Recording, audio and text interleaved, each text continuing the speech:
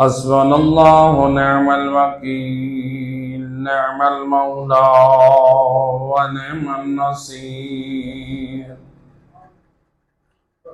وأعوذ بالله من الشيطان الرجيم.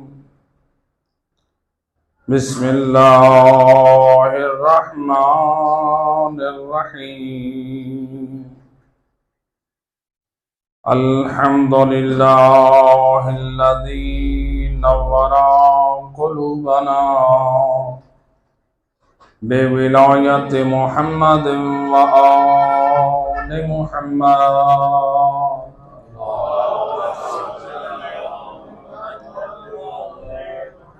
الصلاة والسلام على أشرف الأنبياء والمرسلين وخاتم النبيين أبي القاسم محمد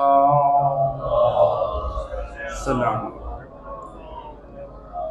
وأهل بيته الطيبين الطاهرين المعصومين المظلومين المنتجبين الذين أذهب الله عنهم الرجس وطهرهم تطهيرا.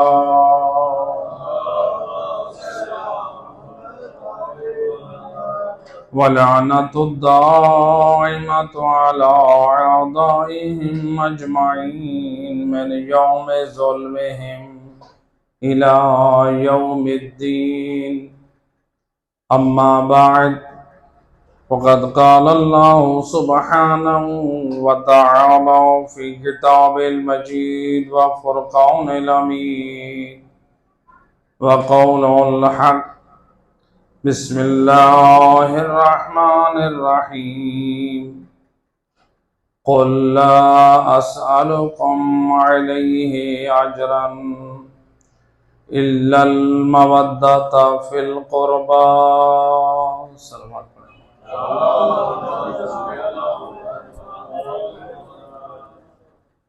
ارباب اعضاء، آپ کے سامنے قرآن مجید فرقان حمید کی جس مشہور اور معروف آیت مجیدہ کو تلاوت کا شرف حاصل کیا.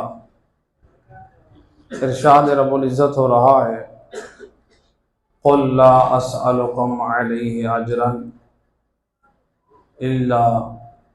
ایک صلوات پڑھیں محمد علیہ.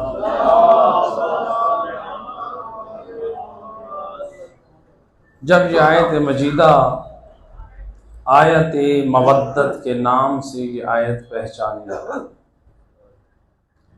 جب یہ آیت مجیدہ نازل ہوئی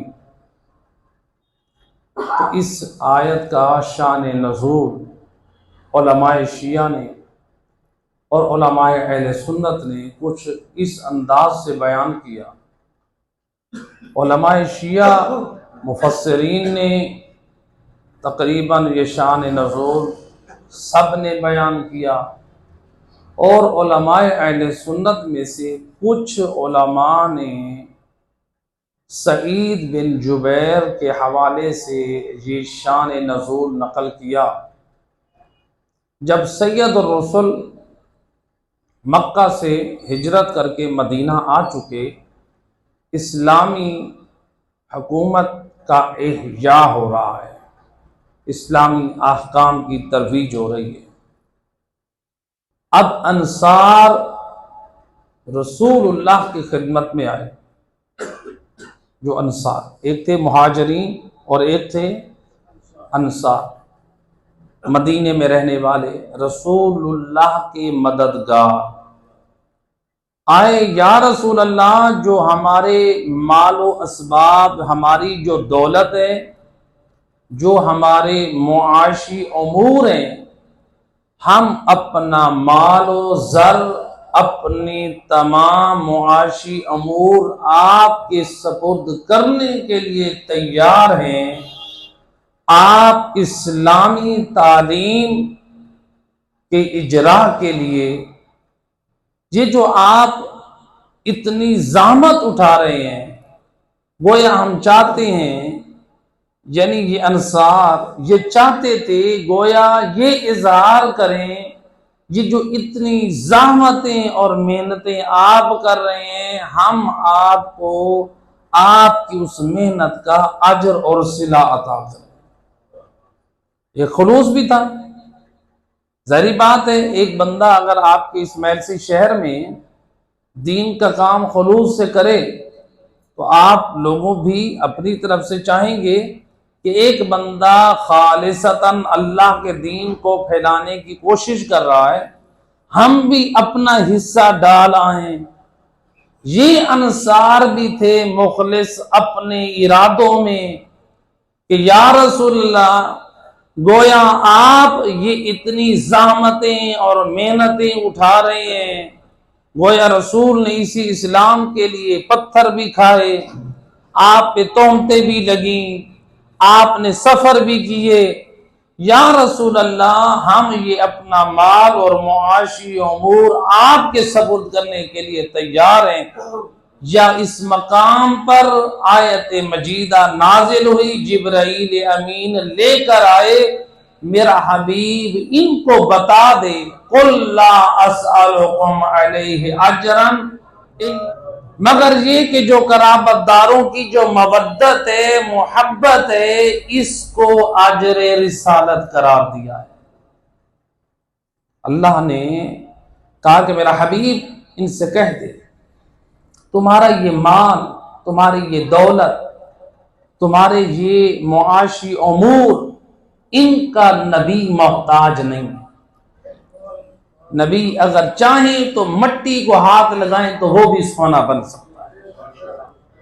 نبی کو ان چیزوں کی احتیاج نہیں ہے۔ اگر چاہتے ہو اجر رسالت تو پھر میری قرابت داروں سے محبت کرو۔ اب روایت جو نقل کی ہے کہ رسول اللہ نے جب یہ بیان ان کے سامنے بیان کیا، آیت مجیدہ کو پڑھ کر سنایا، آئے تھے مخلص بن کے، نبی کے مددگار بن کے، لیکن ملتا ہے ان میں سے کچھ لوگ وہاں سے ناراض ہو کر اٹھ کر چلے گئے اور اپنے نفاق کا اظہار کر گئے۔ کیا کہنے لگے؟ کہتے ہیں یہ ہم آج تک اللہ کی فرما برداری کرتے رہے، مصطفیٰ کی فرما برداری کرتے رہے، یہ رسول اللہ اپنے خاندان کو ہم مسلمانوں پہ مسلط کرنا چاہتے ہیں، ہم سے یہ نہیں ہوتا ہے۔ اور کہا کہ الیاذ باللہ یہ قرآن کی آیت نہیں ہے، یہ مصطفیٰ کی اپنی طرف سے گھڑی ہوئی آیت ہے۔ تو آج لوگ کہتے ہیں کہ نبی کے زمانے میں منافقین نہ تھے۔ اگر منافقین نبی کے زمانے میں نہ ہوتے، اللہ قرآن میں سورہ منافقین کو بیان نہ کرتا۔ گویا سورہ منافقین کو نازل کر کے منافقین کی اوصاف کو بیان کر کے بتا دیا میرے حبیب کے ارد گرد رہنے والے منافقین بھی موجود ہیں۔ تو اب یہ جو رسول اللہ کے ساتھ بیٹھنے والے تھے، جو اٹھ کر ان میں سے کچھ چلے گئے، وہ کیا بتا کر جا رہے ہیں؟ اپنے نفاق کو ظاہر کر رہے ہیں۔ اور جب انہوں نے یہ نفاق اپنا ظاہر کیا، یہ اٹھ کر چلے گئے۔ اس کے بعد ان کے نفاق کے بعد سورہ شورا کی آیت نمبر 24 نازل ہوئی۔ صلوات پڑھ دے محمد رحمہ۔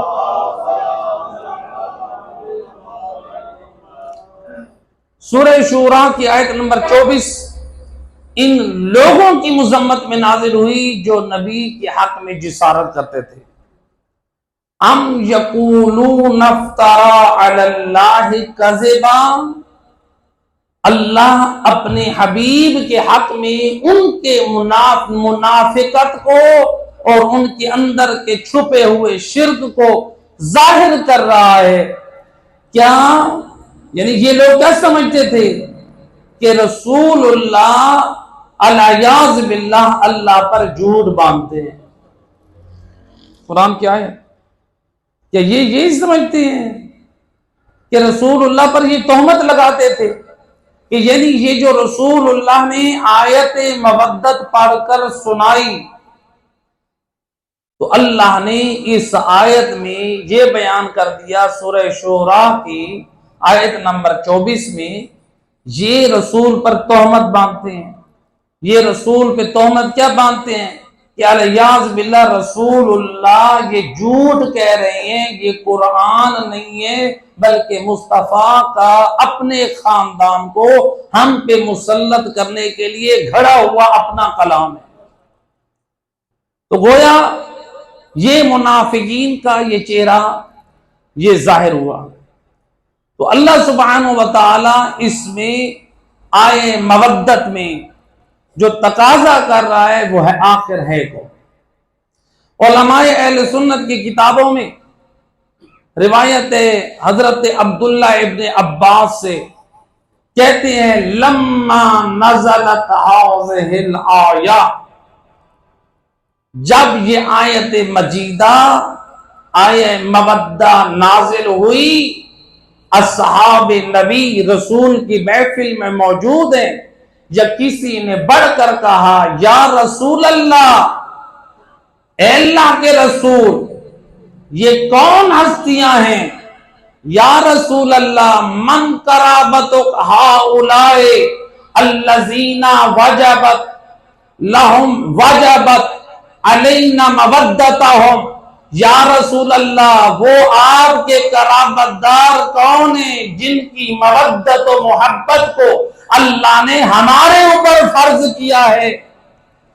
اب آیت نازل ہوئی، روایت کو نقل کرنے والے علماء اہل سنت کی کتاب اور روایت کا راوی ناقل حضرت عبداللہ ابن عباس، جس پر علماء اہل سنت زیادہ اعتماد کرتے ہیں، کہتے ہیں کہ اگر تفسیر قرآن کو سمجھنا ہے تو عبداللہ ابن عباس سے سمجھو. حالانکہ عبداللہ ابن عباس نے جو قرآن سیکھا ہے وہ علی حیدر کرار سے سیکھا ہے.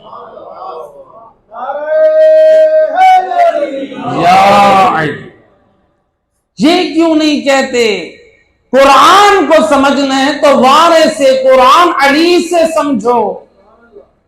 بھی عبداللہ ابن عباس بھی تو اسی دروازے پہ جا رہے ہیں. لہذا اللہ کے رسول نے زبان وحی سے کیا فرمایا؟ سید الرسل نے لسان وحی سے فرمایا. جب آپ سے پوچھا گیا آپ کے قرابت دار کون ہیں، آپ نے فرمایا ہم فاطمہ و علی و ابناہما. اور میرے اصحاب سن لو، میری قرابت دار اگر کوئی ہے تو فاطمہ زہرا ہے، علی مرتضیٰ ہے، یا ان دو معصوم ہستیوں کے دو لال حسن و حسین. نعرہ تکبیر، اللہ نعرہ رسالت، یا رسول اللہ، نعرہ حیدری، خدمت چہاردہ معصومین بلندتر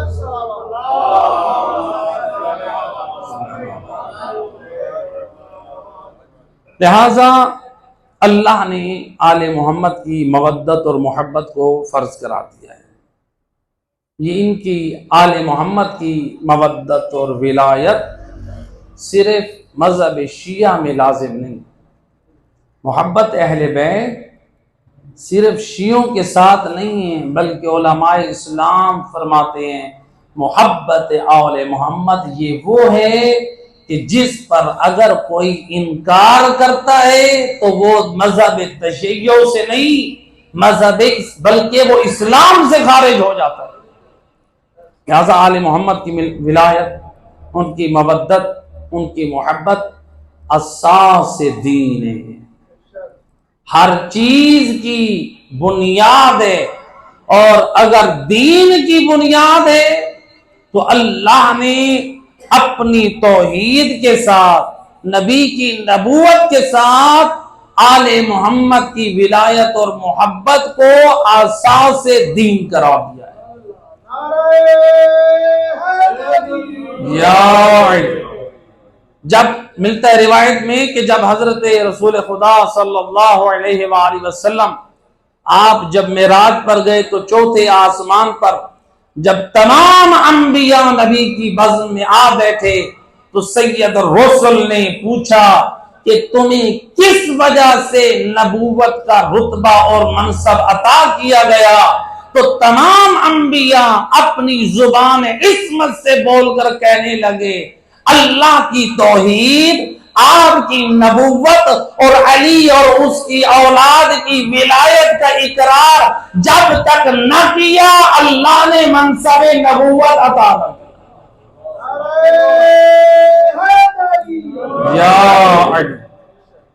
جب انبیاءوں کو بغیر مودت اور ولایت علی کے نبوت نہیں مل سکتی، ان کا ایمان نامکمل رہ سکتا ہے، تو پھر میرے اور تیرا دین بغیر ولایت آل محمد کے کیسے مکمل ہو سکتا ہے؟ اسی لیے تو علی کی ولایت کے اعلان کے بعد پروردگار نے کیا اعلان فرمایا؟ الیوم اکملت لکم دینکم واتممت علیکم نعمتی ورضیت لکم الاسلام دینا۔ اللہ کہہ رہا ہے آج میں نے اسلام کو مکمل کر دیا۔ جب نبی نے علی کی ولایت کا اعلان کیا کہا آج اسلام مکمل ہو گیا، اور آگے کہا وَرَضِيتُ لَكُمُ الْإِسْلَامَ دِينًا، جس اسلام میں علی کی ولایت ہوگی اللہ کہتا ہے میں اسی دین پہ راضی ہوں۔ صلوات پڑھ دے محمد رحمہ۔ لہذا آل محمد کی ولایت اور محبت اللہ نے قرآن میں فرض کی ہے۔ دیکھیں جن ہستیوں کی مودت اور محبت کو اللہ نے فرض کیا ہے، ہماری محفلوں میں چرچا ان کا ہونا چاہیے، ایسے کہ نہیں؟ عبداللہ ابن عباس نے آئے مودت کی روشنی میں کیا بیان کیا؟ رسول اللہ نے کیا فرمایا؟ میری قرابت دار کون ہیں؟ علی ہیں، فاطمہ ہیں، حسن ہیں، حسین ہیں۔ ہم کیا اپنی محفلوں میں ان ہستیوں کا تذکرہ کرتے ہیں؟ یا آج دنیا والوں نے، ایک سوال ہے دنیا والوں سے، اگر ہم نبی کی ان بیان کردہ ہستیوں کو چھوڑ کر غیروں کو بیان کرنا شروع کر دیں، ٹھیک ہے آپ بزرگان دین اسلام کا ذکر کریں، لیکن اگر ہم نواسہ رسول علی اور اولاد علی کا ذکر کریں تو دنیا اعتراض کرے۔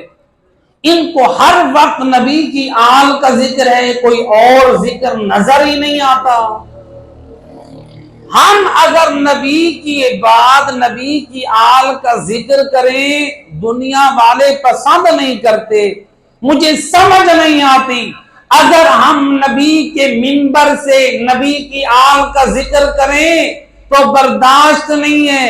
آج امت کیسے فیس بک اور سوشل میڈیا پہ دکھا رہی ہے گھر اللہ کا ہے، عبادت اللہ کی ہو رہی ہے، حالت نماز میں بلی کو دکھایا جا رہا ہے۔ نبی کی آل کا ذکر ہو قبول نہیں ہے۔ اب دیکھیں نماز کتنی عظیم عبادت ہے کہ نہیں؟ الصلاۃ عمود الدین، نماز دین کا ستون ہے۔ روایت ہے رسول اللہ کی زبانی نماز کیا ہے؟ دین کا ستون ہے۔ اللہ کا گھر مسجد ہے۔ مسجد جس بندے نے وقف کر دی ہے اس کو بھی حق حاصل نہیں ہے مسجد سے ہٹ کر اور احکام جاری کر۔ مسجد میں مسجد کے احکام جاری کرنے ہوں گے۔ جس نے وقف کیا ہے اس کے لیے بھی وہ یہ نہیں کہہ سکتا میں مستثنا ہوں، وقف کر دیے تو سب کے لیے یہ وقف ہے۔ تو بہرحال اب دیکھیں رسول کی آل مسجد میں ہم نے کیا دکھایا؟ آج میڈیا پہ دکھا کے کہتے ہیں جی ماشاءاللہ جانوروں کے ساتھ بڑی محبت ہے، یعنی ہمیں کاندھے پہ نماز کی حالت میں بلی کا اٹھانا یاد ہے۔ شواہد النبوہ علماء اہل سنت کی کتاب ہے، مسجد النبوی ہے، نبی مسجد میں نماز کی حالت میں ہے، اصحاب بھی نماز پڑھ رہے ہیں، نبی کی پشت پر حسین سوار ہوئے، رسول نہ حسین کو اتار رہے ہیں نہ حسین اتر رہے ہیں۔ روایت کا جملہ، حضرت جبرائیل امین آئے، یا آ کر کہتے ہیں یا رسول اللہ، اللہ کی طرف سے حکم ہے جب تک حسین نہ اترے آپ نے اتارنا نہیں ہے۔ نعرہ تکبیر، اللہ، نعرہ رسالت، نعرہ حیدری، یا علی، حضرت چہردہ معصومین بلندتر سلامات۔ اللہم صلی علی محمد۔ جب تک حسین نہ اترے آپ نے اتارنا نہیں ہے۔ اب حسین پشت رسول پہ سوار ہے۔ ہمیں یہ تو یاد ہے نماز میں کسی نے اپنے بدن پر حیوان کو سوار کیا، ہمیں یہ یاد کیوں نہیں ہے نماز میں حسین پشت رسالت پہ سوار ہیں اور حکم خدا دے رہا ہے اے رسول حسین کو اتارنا نہیں ہے۔ اب رسول اللہ کی پشت پہ حسین، رسول اللہ اتار سکتے تھے؟ اتار سکتے تھے یا نہیں اتار سکتے؟ کیوں نہیں اتارا؟ وہ امت کو ایک پیغام دینا چاہتے ہیں۔ رسول اللہ نے اپنی پشت پہ حسین کو رہنے دیا، نہ اتارا، پیغام دے دیا اپنوں کو بھی غیروں کو بھی۔ رسول اللہ کی پشت پہ حسین ہے، رسول اللہ حالت نماز میں ہے۔ نماز عبادات میں سے افضل عمل نماز، مساجد میں سے افضل مسجد الحرام کے بعد مسجد النبوی، نمازیوں میں سے افضل نمازی رسول اللہ، نماز کے ارکان میں سے افضل رکن سجدہ، سجدے میں رسول ہے، مسجد نبوی ہے، پشت پہ حسین سوار ہے۔ معلوم ہوا سوار ہونے والا بھی افضل ہے، معمولی نہیں ہے۔ مسجد بھی افضل، عمل بھی افضل، ساجد بھی افضل اور سوار بھی افضل۔ گویا نبی اپنی پشت پہ نماز کی حالت میں سوار کر کے بتا رہے ہیں او نمازیو سن لو، اس وقت تک تمہاری نماز قبول نہ ہوگی جب تک دل میں حسین کی محبت نہ ہوگی۔ حسینیت زندہ باد، حسینیت زندہ باد، یزیدیت مردہ باد، یزیدیت مردہ باد، نعرہ حیدری۔ یا علی۔ او نمازیوں یاد رکھو تمہاری اس وقت تک نماز بھی قبول نہیں ہے جب تک دل میں حسین کی محبت نہیں ہے۔ اس لیے حسین کی محبت کا تقاضا یہ ہے کہ حسین پشت رسول پہ رہے۔ اللہ اکبر۔ اور دوسرا پیغام دیا اے حسینیو، محبت حسین سجدوں کی قضا نہیں کرواتی بلکہ سجدوں کو لمبا کرواتی۔ آج بعض لوگ کہتے ہیں کہ دیکھیں سجدہ رسول کا تھا، حسین پشت پہ سوار تھے، رسول نے سجدہ روک دیا۔ سجدہ روکا نہیں ہے، رسول نے سجدہ روکا نہیں ہے۔ روکنا اس کو کہتے ہیں کہ جس میں تسبیح بند ہو جائے، جس میں ذکر خدا بند ہو جائے۔ اگر نماز کو روک دیں، کچھ نہ پڑھے، خود بخود نماز باطل ہو جاتی ہے۔ اگر نماز کے ذکر کو لمبا کرتے جائیں، تسبیح بڑھاتے جائیں، سجدہ لمبا ہوتا ہے، سجدہ رکتا نہیں ہے۔ اگر نبی سجدے کو روکتے تو پھر کہہ سکتے تھے حسین کی محبت سجدے چھڑوا دیتی ہے، نہیں، نبی نے سجدے کو چھوڑا نہیں بلکہ سجدے کو لمبا کر کے بتا دیا محبت حسین سجدے چھڑواتے نہیں، سجدوں کو لمبا کرواتی ہے۔ یا عینی۔ لہذا ہمیں جو ہے بلی تو آج کل بڑی یاد ہے. یہ اسلام کے آغاز سے بھی یہ ایک فکر چلی آ رہی ہے. تو لہذا یہ ہمیں یاد ہے، بلی والا شخص تو ہمیں یاد ہے، پشت رسول کا سوار یاد نہیں. لہذا آل محمد کی مودت، اہل بیت کی محبت اگر یہ دامن میں نہیں ہے تو یاد رکھیں انسان کا کوئی عمل بھی قابل قبول نہیں. اس لیے کہ خود بڑے بڑے بزرگان دین نے بھی یہ اعتراف کیا کہ آل محمد کے بغیر ہمارا گزارا نہیں.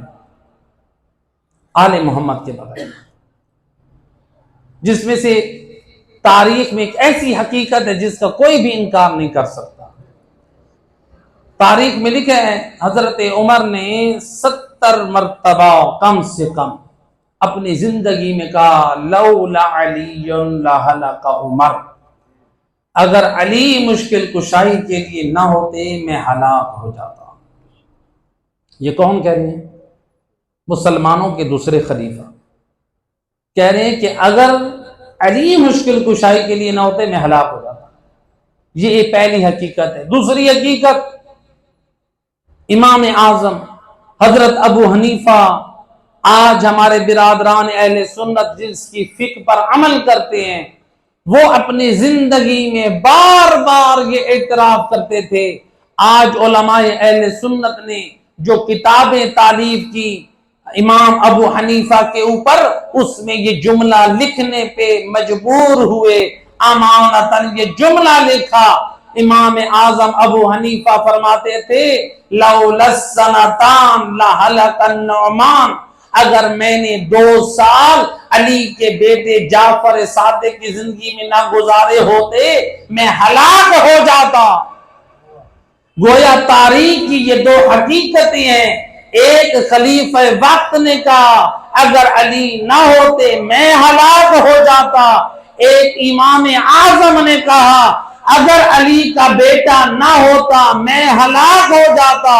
گویا معلوم ہوا بعد از وفات رسول 2 راستے چلے ہیں، ایک ہلاک ہونے والوں کا ہے، ایک ہلاکتوں سے بچانے والوں کا ہے. ایک ہلاک ہونے والوں کا راستہ اور ایک ہلاکتوں سے بچانے والوں کا ہے. گویا حضرت عمر بول کے کہہ رہے ہیں اور دنیا والوں یاد رکھو جب میرا گزارا علی حیدر کرار کے بغیر نہیں ہو سکتا، خبردار علی کا دروازہ نہ چھوڑنا. اور امام اعظم بھی یہی سمجھا رہے دنیا والوں جب میرا گزارا جعفر صادق کے بغیر نہیں ہے، تم بھی جعفر صادق کا دروازہ نہ چھوڑنا. یہ وہ ہستیاں ہیں کہ جن کی مودت بھی ہمارے لیے سود مند ہے اور پیروی بھی انہی کی سود مند ہے. اللہ نے جن کی محبت کو فرض کیا ہے، عقل کیا کہتی ہے؟ اللہ نے جن کی محبت کو فرض کیا ہے، کیا پیروی کسی اور کی فرض کی ہے؟ اس لیے معصوم سے روایت ہے، معصوم فرماتے ہیں، امام فرماتے ہیں جو ہماری پیروی سے منہ موڑتا ہے، یعنی ہمیں امام حق مان کے ہماری پیروی نہیں کرتا، وہ 1 مرتبہ گناہگار ہے. امام حق ہمیں مانا لیکن پیروی ہماری نہیں کر رہا، کسی اور کی بھی نہیں کر رہا، وہ کیا ہے؟ 1 مرتبہ گناہگار ہے. فرماتے ہیں روایت میں معصوم فرماتے ہیں جو ہمیں چھوڑ کر غیروں کے دروازے پہ جائے، کسی اور کو امام بنائے، وہ ڈبل گناہ کر رہا ہے. کیسے؟ ایک تو امام حق کو چھوڑا، دوسرا امام حق کی اطاعت کا حکم اللہ نے دیا، یہ غیروں کی اطاعت کر رہا ہے، یہ دوسرا گناہ. تو لہذا خوش نصیب ہے اللہ نے ہمیں نبی کی آل کے دروازے پہ ثابت قدم رکھا ہے. اور یہ وہ دروازہ ہے جو خلیفہ وقت حضرت عمر بھی اپنی نجات کا اعلان کر رہے ہیں اور امام اعظم ابو حنیفہ بھی اپنی نجات کا اعلان کر رہے ہیں. صلوات پڑھے محمد. لہذا یقیناً ان کی مودت اور محبت نے ہمیں فائدہ دینا ہے، تو ان کی سیرت اور کردار یقیناً ہمارے لیے. آؤ ان کی محبت، ان سے تمسک کتنا سود مند ہے. کافی کی روایتیں ابو بصیر امام جعفر صادق علیہ السلام کے صحاب میں سے، امام کے اصحاب میں سے. کوفہ میں یہ رہتے تھے. ان کے پڑوس میں ایک شخص ہے جو اپنے گھر میں شراب کے جام چلاتا ہے، جس کے گھر میں سارا دن طائفہ عورتوں کا رقص ہوتا ہے. گویا اس کے گھر میں حرام کاریاں، بےہودگی، بے حیائی. ابو بصیر اس ہمسائے کو امر بالمعروف کرتے رہتے ہیں، اللہ کے بندے حیا کر، لوگوں کو اذیت ہوتی ہے، اللہ کے دین کی کھلے عام تو مخالفت کر رہا ہے، اتنی شراب نوشی اور حرام کاریاں، حرام کا مال تو نے جمع کیا ہوا. نصیحت نے اثر کیا. ایک دن آ کر کہتا ہے، اے ابو بصیر، تو اپنے سید و سردار سے میرا معاملہ پیش کر. ادھر سے اپنے جرائم کو دیکھ رہا ہے، ادھر سے پاک گھرانے کی وسعت قلبی کو دیکھ رہا ہے.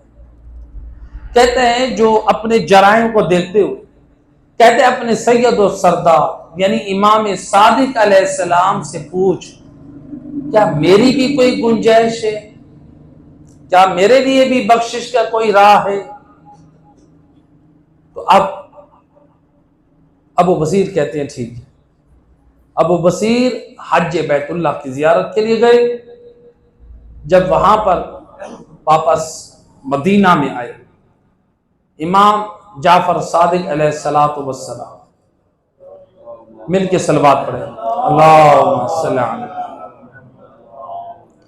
امام کے پاس آئے، امام کی خدمت میں عرض کی، فرزند رسول، میرا ایک ہمسایہ ہے، شراب کے جام، گھر میں رقص اور اسی طرح سے حرام مال اس کے گھر جمع رہتا ہے.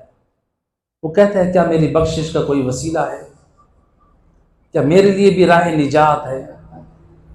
روایت کے جملہ ہے، امام نے زبان عصمت سے فرمایا، یا ابا بصیر قل لہو دع ما انت علیہ ازمن لقا الجنہ.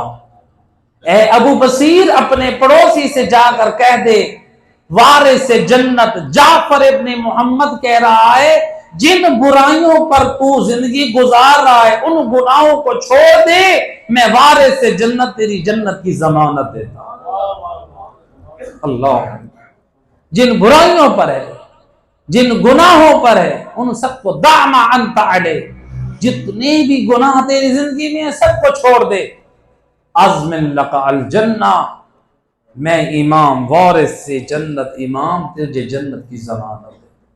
ابو بصیر کہتے ہیں میں واپس آیا کوفہ میں، لوگ ملنے کے لیے آئے تو لوگ مل کے جانے لگے، یہ بھی جانے لگا. ابو بصیر نے اس کو روکا. تو ابو بصیر کہتے ہیں کہ میں نے کہا کہ اے فلاں، میں نے امام کی خدمت میں تیری گزارش کی تھی، انہوں نے فرمایا جتنی گناہ تیری زندگی میں ہیں ان سب کو چھوڑ دے، تیری جنت کا میں ضامن. ابو بصیر کہتے ہیں مجھے حلف کے لیے، قسم کے لیے کہا، میں نے قسم کھائی، کہا کہ اللہ کی قسم امام صادق نے لسان عصمت سے فرمایا ہے. تو جب میں نے قسم کھائی اس کو ایک اطمینان حاصل ہوا. کہتا ہے بس کافی میرے، یہ نوجوان جو برائیوں میں جکڑا ہوا تھا، گناہوں میں غرق تھا، دین سے منحرف تھا، دین کو معمولی سمجھتا تھا، لیکن گناہ کر کر کے تھک چکا تھا، گناہ کر کر کے تھک چکا ہے. آج جو یورپ میں مغرب میں جو لوگ رہتے ہیں نا، وہ ادھر کیوں لوگ خودکشی زیادہ کرتے ہیں؟ یہ نفسیاتی مریض کیوں ہیں؟ ریسرچ ہے، اس لیے وہ گناہ کر کر کے تھک چکے. وہ کہتے ہیں اب نیا کوئی ایسا کام نہیں ہے جس کو ہم انجام دیں. اور ان کی ریسرچ ہے، وہ کہتے ہیں مسلمانوں میں نفسیاتی مریض نہیں ہے، خودکشیاں نہیں ہیں. کیوں؟ اس لیے اسلام نے بہت ساری چیزوں سے روکا ہے، بہت ساری چیزوں کا حکم دیا ہے. اسلام کے قوانین بہت اچھے، کافر ہو کے اسلامی قوانین کو پسند کریں. تو لہذا یہ گناہ کر کر کے تھک چکا ہے، اب توبہ کا راستہ چاہتا ہے. امام علیہ السلام کی زبانی اس نے جب سن لیا، دل میں اطمینان آ گیا. یہ گیا، اس نے اپنے گھر میں جتنے اعمال و اسباب تھا سارا رائے خدا میں تقسیم کر دیا. تقسیم کرنے کے بعد ابو بصیر کو بلوایا. وہ جب پہنچے، گھر کے دروازے کے پیچھے جی کھڑے تھے، یہ نوجوان کھڑا ہے، کہتا ابو بصیر جو مال تھا میں نے سارا رائے خدا میں صدقہ کر دیا، میں نے اپنے گناہوں سے ساری توبہ کر لی. وہ عیاشیاں جو اس گھر میں ہوتی تھی، جو رقص ہوتا تھا، ناچ ہوتا تھا، حرام کاریوں کی جو محفل سجاتا تھا، وہ ساری ختم کر دی. ابو بصیر نے دیکھا حالات بہت برے ہو گئے. انہوں نے چند لوگوں سے کپڑے اور ضرورت کا سامان اکٹھا کر کے اس کے گھر میں پہنچایا. اب یہ بستر مرد پہ پہنچ گیا. ابو بصیر وقتاً فوقتاً اس ہمسائے کی زیارت کے لیے جاتے رہتے. ابو بصیر کہتے ہیں ایک وقت ایسا آیا کہ جب میں اس کے گھر گیا، یہ بستر موت پر تھا، حالت غشی میں تھا. آنکھ کھولی، کھول کر کہتا ہے یا ابا بصیر قد وفا صاحبک، اے ابو بصیر تیرے امام نے اپنا جنت کا کیا ہوا وعدہ پورا کر دیا. اللہ یا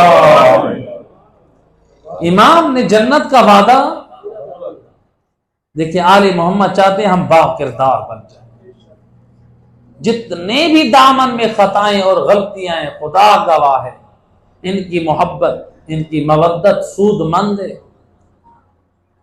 ان کے دروازے پہ آ جائیں، ان کو وسیلہ بنائیں خدا کی بارگاہ میں، اپنے عیوب اور غلطیوں کی اصلاح کریں، خدا معاف کرنے والا ہے.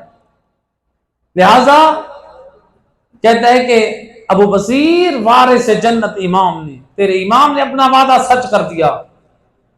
ابو بصیر کہتے ہیں جب میں اگلے سال حج بیت اللہ پر گیا، حج سے فارغ ہونے کے بعد میں امام علیہ السلام کے گھر مدینہ میں آیا. میں نے ابھی ایک پاؤں اندر رکھا اور دوسرا امام کی دہلیز میں. امام اپنے کمرے میں موجود تھے، وہیں سے بول کر زبان عصمت سے فرمایا یا ابا بصیر قد وفینا لصاحبک، اے ابو بصیر ہم نے تیرے پڑوسی، تیرے دوست سے کیا ہوا وعدہ اپنا پورا کر دیا. نعرہ تکبیر، اللہ نعرہ رسالت، یا رسول اللہ، نعرہ حیدری، یا علی، حضرت چہردہ معصومین بلند تر صلوات. اللہم صلی علی محمد. لہذا وعدہ پورا کرتے ہیں. دیکھیں اس روایت میں کتنا عظیم پیغام ملا کہ اگر دامن میں جتنی بھی گناہ ہیں آل محمد کے دسترخوان پہ آ جاؤ، ان کے دین پہ آ جاؤ، ان کی سیرت پہ آ جاؤ. لہذا امام کہہ رہے اگر تم اپنے زمانے کی برائیاں اور گناہوں کو چھوڑ دو ہم تمہاری جنت کے ضامن. یہ امام اس زمانے کے، اپنے زمانے کے مومن کو پیغام دے کر قیامت تک کا اصول دے دیا. جو بھی مومن، جو بھی کلمہ گو گناہوں کی زندگی گزار رہا ہے وہ قبر اور آخرت کے خوف سے ڈرتا ہے. امام فرما رہے ہیں گھبرا نہیں، جتنی برائیاں اور گناہ تیری زندگی میں ہیں دعما انت علیہ، اپنی زندگی کے تمام گناہوں کو چھوڑ دے. عزم لک الجنہ، اے مومن تیری جنت کی ضمانت میں امام دے. نعرہ یا علی۔ تو لہذا ماہ رمضان ہے، اس ماہ رمضان میں جو روزوں کے فرض کرنے کا جو فلسفہ ہے وہ کیا ہے؟ لعلکم تتقون، تم پرہیزگار بن جاؤ، متقی بن جاؤ، ہمارے اندر دن بدن خوبی اور اچھائی آنی چاہیے۔ دیکھیں ہم میں سے کتنے ہیں بزرگ بھی بیٹھے ہیں، کوئی 70 سال کا بیٹھا ہے، کوئی 60 سال، کوئی 50 سال، کوئی جوان بیٹھا ہے، ایسے کہ نہیں؟ عام طور پہ ہم میں سے اکثر لوگ اپنی برتھ ڈے پہ خوش ہوتے ہیں، ایسے کہ نہیں؟ اپنی برتھ ڈے کو سیلیبریٹ کرتے ہیں، کیک کاٹتے ہیں، دوستوں کو انوائٹ کرتے ہیں۔ خوش ہونے کا مقام ہے یا رونے کا مقام؟ آؤ امام علی ابن ابی طالب علیہ السلام، اللہم صلی علی،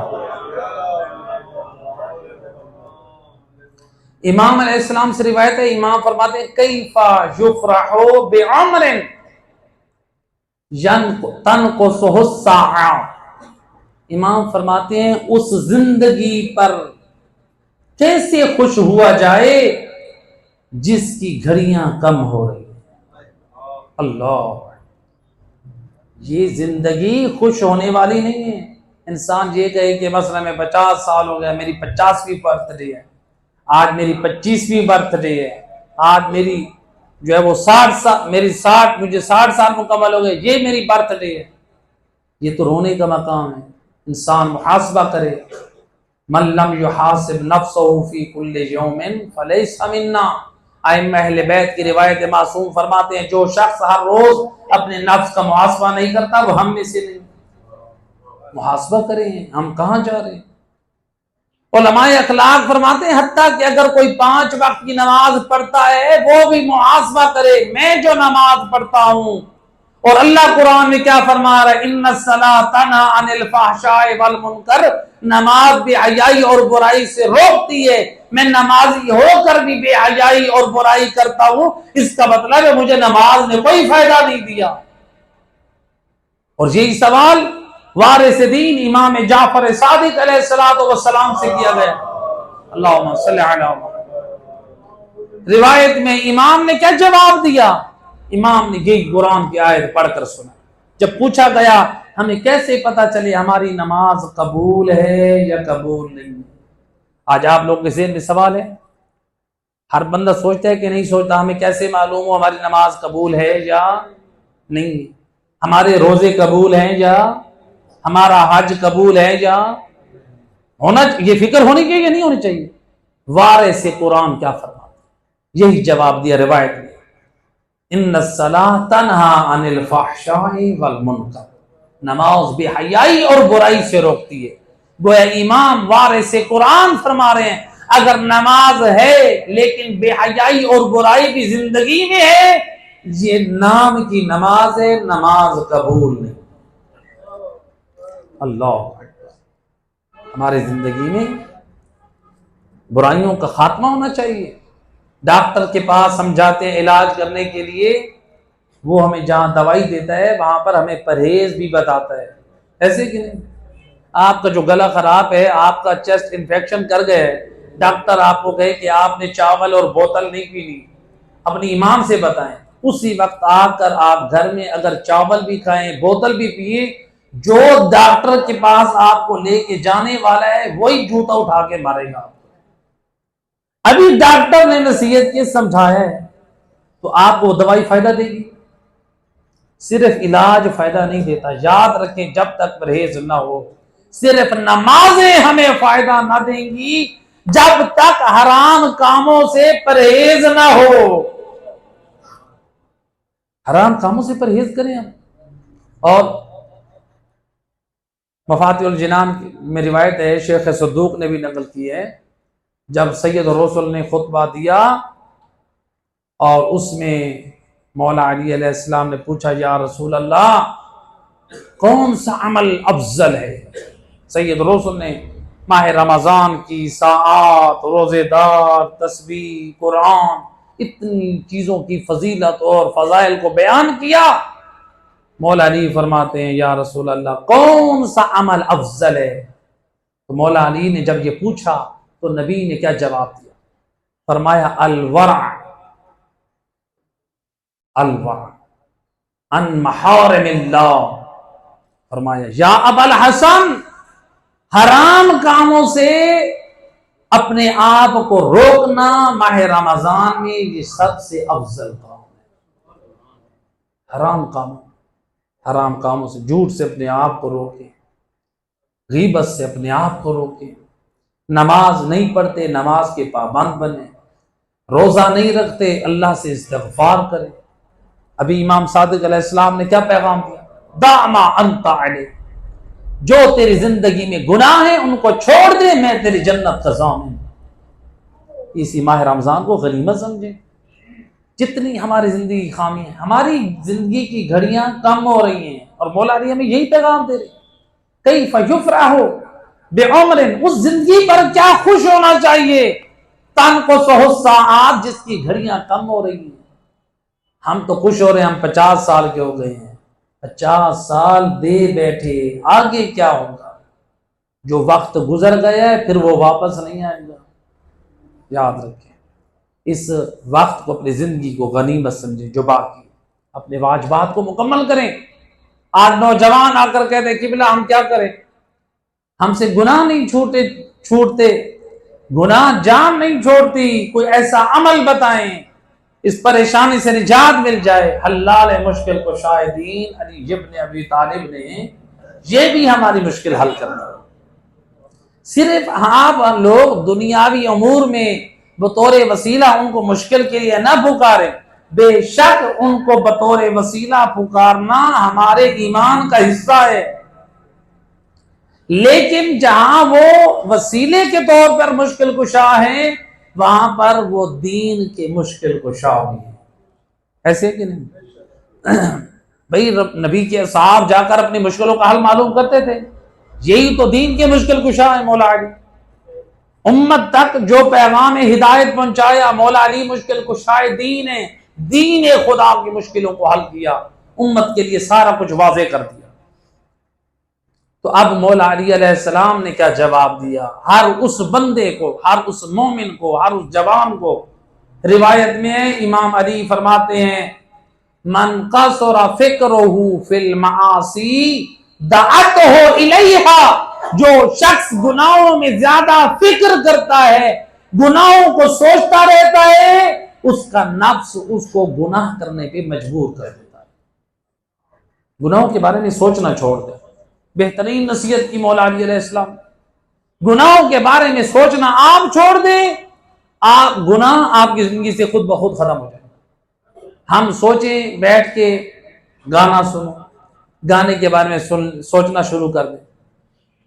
جو چور ہوتے ہیں وہ ایک دم چوری کرتے ہیں یا کچھ سوچتے ہیں؟ ہم و غم یہی ہوتا ہے، عید آ رہی ہے جیب کاٹ کے موبائل نکالنے ہیں، سوچتے ہیں نا، سوچ کے پھر عمل کرتے ہیں، تو وہ سوچتے ہیں شیطان ان سے یہ گناہ کرواتا ہے، ایسے کہ نہیں؟ تو یعنی انسان جس گناہ کے بارے میں سوچتا ہے وہی کام کرتا ہے۔ گناہوں کے بارے میں سوچنا چھوڑ، دیکھ لیں آپ، اچھے کاموں کے بارے میں سوچیں گے انسان وہی کرنے کی کوشش کرتا ہے۔ جو لوگ سوچتے ہیں کہ میں نے زیارات مقدسہ پہ جانا ہے، ایک تڑپ ہوتی ہے، ایک محبت ہوتی ہے، کیا کرتے ہیں؟ پاسپورٹ بنوا لیتے ہیں، اچھا انشاءاللہ پھر میرے اور اسباب بن جائیں، یعنی دن رات زیارت کے بارے میں سوچ رہے ہیں، پھر پیسے بھی جوڑ رہے ہیں، پاسپورٹ بھی بنوا رہے ہیں، پروردگار نے اچھی سوچ پر زیارت امام حسین پہ بھی موفق کر دیا۔ سوچ اچھی ہے تو اللہ نے کامیاب بھی کی ہے، اگر سوچ بری ہے تو پھر شیطان بہکا دیتے۔ ایک صلوات پڑھے محمد رہ۔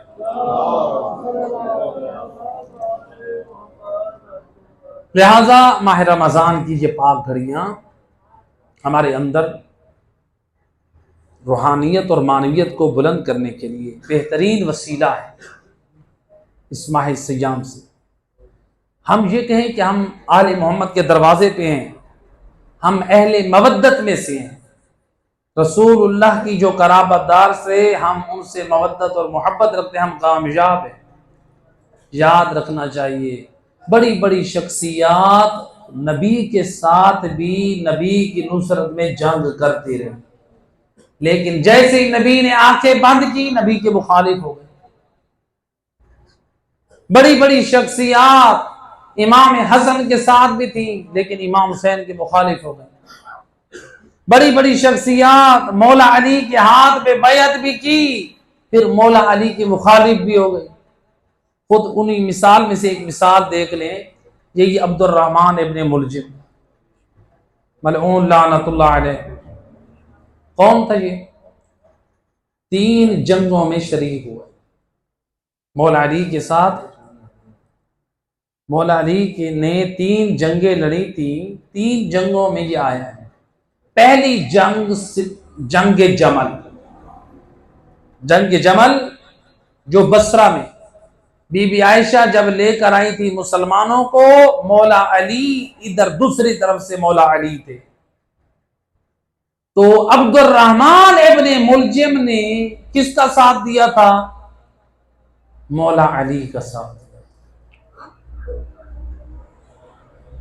کس کا مددگار ہے؟ عبد الرحمن ابن ملجم کس کا مددگار ہے؟ کس کا ناصر ہے؟ مولا علی کا۔ اور چونکہ جنگ ہو رہی ہے، میدان جنگ، جنگ جمل، ایک طرف زوجہ رسول بی بی عائشہ ہے اور دوسری طرف کون ہے؟ مولا علی علیہ السلام ہے۔ ایک طرف رسول کے دین کا وارث علی، ایک طرف رسول کی زوجہ بی بی عائشہ، اب دونوں جنگ کر رہے ہیں، امت پریشان ہو جاتی ہے، اب ہم کہاں جائیں؟ نبی نے اپنی زندگی میں مشکل حل کر دی تھی، الحق مع علی وعلی مع الحق، علی حق کے ساتھ اور حق علی کے ساتھ۔ حتیٰ کہ روایت ہے کہ حضرت محمد جو مسلمانوں کے پہلے خلیفہ حضرت ابو بکر کے فرزند تھے، جن کو بے دردی سے شہید کیا گیا، حضرت محمد بن باقر جب میدان جمل میں اپنی بہن بی بی عائشہ زوجہ رسول کے خیمے میں آ کر کہتے ہیں، او میری بہن، تو نے نہ مجھے کہا تھا کہ کبھی بھی علی کا ساتھ نہ چھوڑنا؟ میں نے نبی کی زبانی سنا ہے کہ علی حق کے ساتھ ہے، حق علی کے ساتھ ہے، آج کیا وجہ ہے تو علی کے مخالف آ گئی ہے؟ اللہ اکبر، خلیفہ کا فرزند خلیفہ کی بیٹی کو متنبہ کر رہا۔ لہذا برادران اہل سنت یقیناً موجود ہیں۔ دیکھیں برادران ایمانی اور برادران اہل اسلام، ہمیں اللہ نے سب کو عقل دی، ہر مذہب کی کتابوں کا ترجمہ ہو چکا ہے، صحیح بخاری کا ترجمہ، صحیح مسلم کا ترجمہ، اور بھی کتابیں ہیں جو علماء اہل سنت کی، شیعہ کی کتابوں کا بھی ترجمہ ہو چکا ہے۔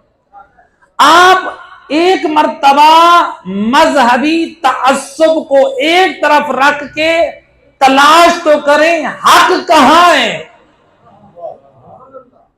آپ حق کو تلاش کریں۔ اگر کوئی شیعہ گھر میں پیدا ہوئے آج شیعہ ہے، وہ پیدائشی شیعہ ہے، جو اہل سنت کے گھر میں پیدا ہوا ہے وہ آج سنی ہے، وہ پیدائشی سنی ہے۔ پیدائشی سنی اور پیدائشی شیعہ ہونا با کمال نہیں ہے، جتنا تحقیقی شیعہ یا تحقیقی سنی ہونا با کمال ہے۔ کل میدان قیامت میں آپ سے جو پوچھا جائے، بتا تو نے مذہب شیعہ کیوں اختیار کیا، ہم کیا جواب دیں گے؟ میرے اماں ابا شیعہ تھے۔ ہمیں بتانا پڑے گا دلیل عقل سے، نبی کے فرمان سے، ہم نے علی کو امام اول مانا ہے تو کیوں مانا ہے، اور ہم نے نبی کے بعد علی کو چھوڑ کر حضرت ابو بکر کو پہلا خلیفہ مانا ہے، تو برادران اہل سنت کے پاس دلیل ہونی چاہیے ہم نے کیوں مانا ہے۔ کیا جواب دیں گے برادران اہل سنت؟ رسول اللہ امت کو بے سہارا چھوڑ کر گئے اور مسلمانوں نے بیٹھ کے وہاں پر عقد و حل میں بیٹھ کے فیصلہ کیا اور بیعت ہوئی، اور اس کے اوپر ہم نے رسول کے بعد رسول کے خلفاء میں سے پہلے حضرت ابو بکر کو ہم نے خلیفہ مانا، پھر حضرت عمر کو، پھر حضرت عثمان کو، کہ یہ دلیل کافی ہے۔ لہذا تحقیق کریں، ریسرچ کریں، خود ریسرچ کریں، کسی بھی آپ عالم دین کے دروازے پہ نہ جائیں۔ یاد رکھیں، صلوات پڑھیں محمد صلی اللہ علیہ وسلم۔ لہذا شیعہ سنی کتابوں کا ترجمے ہو چکے، لہذا اسلام یہ بھی نہیں کہتا آپ تفرقہ بازی کو ہوا دیں، مسلمانوں کے درمیان تفرقہ پھیلائے، فتنہ اور فساد کو گرم کرے۔ نہ، جو تفرقہ بازی کرنے والے ہیں، جو مسلمانوں میں سے کسی بھی مذہب کے گروہ پر کفر کے فتوے دینے والے ہیں، وہ اللہ کے بھی مجرم ہیں، وہ رسول کی بھی مجرم ہیں۔ لہذا آپ کو حق حاصل نہیں ہے کہ آپ مسلمانوں کے درمیان تفرقہ بازی پیدا کریں، مسلمانوں کے درمیان جو ہے وہ نفرت کا بازار گرم کریں۔ ہاں، اگر آپ دعوت دینا چاہتے ہیں، دعوت حق دیں۔ رسول اللہ مشرکین کو دعوت دیتے تھے، کفار کو دعوت دیتے تھے۔ اسی طرح برادران اہل سنت، وہ شیعہ مساجد میں جا کر، مراکز میں جا کر ان سے بحث کریں، علمی بحث کریں، گالم گلوچ نہیں۔ اسی طرح شیعہ حضرات وہ اپنی مساجد امام بارگاہوں میں علمی انداز سے احترام کو ملحوظ رکھتے وہ بھی گفتگو کریں۔ تو لہذا ریسرچ کریں، تحقیق کریں۔ ایک صلوات پڑھیں محمد رحیم۔ تو یہ عبد الرحمن ابن ملجم، ایک صلوات پڑھ دیں محمد رحیم۔ یہ مولا علی کا دشمن بنا، یہ مولا علی کا پہلے ناصر بنا، پھر جنگ صفین میں امیر شام معاویہ ابن سفیان کے ساتھ جب مولا علی جنگ لڑ رہے تھے اس وقت بھی ساتھ تھا، لیکن جب فیصلہ ہونے لگا، حاکمیت قرآن کو قرار دینے جانے لگے، انہوں نے امیر شام کے لشکر نے اپنے سروں پہ قرآنوں کو، نیزوں پہ قرآن کو بلند کیا، تو اس وقت یہ علی مولا کو چھوڑ کر خوارج کے ساتھ یہ شامل ہو گئے۔ یہ دوسری جنگ اس طرح سے تھی، آدھی ایمان پر اور آدھی کفر پر، خارجیت پر۔ پھر تیسری جنگ یہی عبد الرحمن ابن ملجم نہروان خارجی بن کر آئے مولا علی سے جنگ کرنے کے لیے، جن میں سے صرف 9 خارجی بچے جنہوں نے مکہ میں کعبے کے قریب بیٹھ کر میٹنگ کی کہ ہم اسلام کے 3 بڑے سرداروں کو قتل کرتے ہیں، جس میں سے عمرو ابن عاص، معاویہ ابن سفیان اور علی ابن ابی طالب علیہ السلام۔ تو یہ عبد الرحمن ابن ملجم جہاں پہلے مددگار تھا، آج یہ دشمن بن کر سامنے آیا۔ تو لہذا اہل بیت سے تمسک رکھیں، ان کی معرفت کے ساتھ، حق کے ساتھ، ورنہ یہ بدنصیب اپنے وقت کے امام کی معرفت سے جاہل ہو کر خود امام کا یہ قاتل بن گیا۔ 19 ماہ رمضان کی صبح، اور علی نے گلدستہ اذان پر جو اذان دی، اللہ اکبر، پورے کوفہ نے یہ علی کی اذان سنی۔ اللہ جانے علی کی بیٹیوں کے دلوں پہ کیا گزری۔ یہ آج بابا کی آخری اذان سنی۔ روایت کہتی ہے یہ امام گلدستہ اذان سے آ کر آپ ابھی نافلہ نماز کا آپ نے سر سجدے سے اٹھایا، یہ اس ملعون نے تلوار کا وار کیا۔ اجرکم علی اللہ، ادھر سے منادی نے ندا دیا، تہدمت واللہ ارکان الہدا، آج ہدایت کے مینار گر گئے۔ اشارہ تھا ہے آج علی وہ ہدایت کا جو مرکز و مینار، آج ہم میں نہ رہے، آج علی ابن ابی طالب شہید ہو گئے۔ روایت کہتی ہے علی کے سر پہ جب ضربت لگی، آپ کے سر سے خون نکل رہا ہے، ہر مسجد میں دوڑ کر لوگ آئے امام کے پاس، یا روایت کہتی ہے اتنی دیر میں امام کے فرزندان حسن و حسین بھی لائے۔ روایت کہتی ہے امام حسن نے اپنے بابا کا سر اپنی گود میں رکھ دیا۔ میں عرض کروں گا مولا آج آپ کا سر زخمی ہے، آپ کے سر پر ایک ضربت لگی ہے، آپ کے قاتل کو پکڑنے کے لیے آپ کے اصحاب دوڑ رہے ہیں۔ مؤرخین نے مختلف نام بتائے، مولا آپ کے وارث موجود تھے، قاتل پکڑا گیا، اور میں قربان جاؤں او کربلا میں زہرا کلال، اور جب زین سے زمین پر آیا ایک ضرب نہیں، جس کے پاس تیر ہے وہ تیر سے نشانہ بناتا ہے، اور جس کے پاس تلوار ہے وہ تلوار سے ضرب مارتا ہے، جس کے پاس گرز ہے وہ گرز مارتا ہے، جس کے پاس کچھ نہیں ہے وہ پتھر اور کربلا کی خاک۔ اجرکم علی اللہ، یہ کیسے دل سخت تھے، ان کا دل نہ بھرا، ہائے حسین، ہائے آپ کے لاشے کو پامال کیا گیا۔ اجرکم علی اللہ، مولا آپ کا سر زخمی ہے، آپ کا سر اٹھا کے ہائے امام حسن نے اپنی گود میں رکھا۔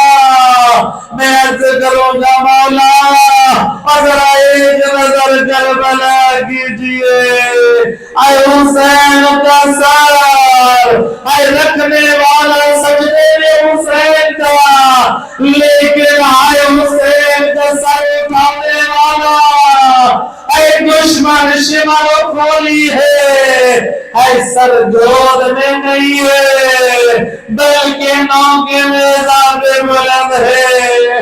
اجرکم علی اللہ آزادارو، بس روایت کہتی ہے یا امام حسین آئے ہے رو رہے ہیں، یا امام حسین کہ روتے آنسوں کو دیکھ کر امام علی سے رہا نہ گیا، وہ اپنے لال کے آنسوں کو صاف کیا اور سینے پہ ہاتھ رکھ کے صبر کی تلقین کی۔ میں کہوں گا آقا آج سر زخمی ہے، آج اپنے لال کو صبر کی تلقین کر رہے ہیں۔ اے جب کربلا میں اے حسین کی گود میں اے اکبر کا سر تھا، اے اس وقت کوئی صبر کی تلقین کرنے والا نہ تھا۔ الا لعنت اللہ علی القوم الظالمین، وسيعلم الذين ظلموا أي منقلب ينقلبون۔ آپ سید